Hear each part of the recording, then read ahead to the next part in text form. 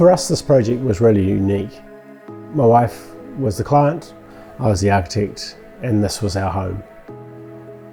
We saw this on the market and we walked down the drive.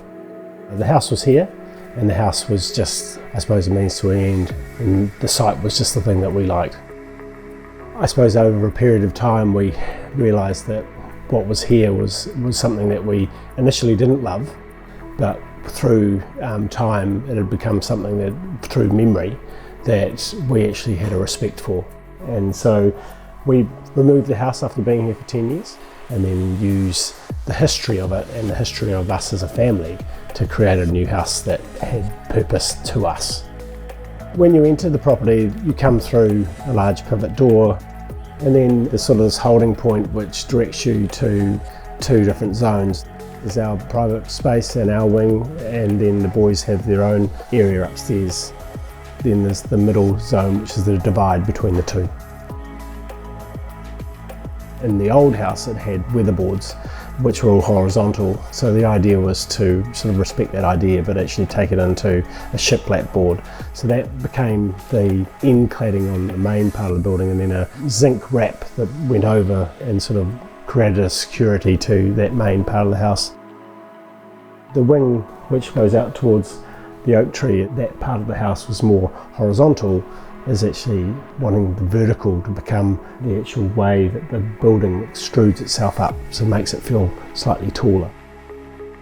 The kitchen is composed of the old timber off the old house and old cedar, and then the island is made out of granite, so it's a leathered finish. And then we've created this sort of bar area where we've got this copper top which relates and talks to the outside of the house. The way that we use the shutters is that it manipulates the light within the spaces, but it also helps by cutting out sun in the summertime and in the wintertime, actually welcoming it in. The bedroom space is a studio space, and the mid-level space, we can manipulate that depending on the day. And the skylights relate in relation to the angle of the roof form on the main part of the house. And so there was this thought that by peeling the roof up at the same angle, that then you could actually create a butted joint with the glass that allowed it to be completely open to the light. So there's this welcoming part to the skylight in the entry, and then in our room there's sort of this idea of being connected to the sky.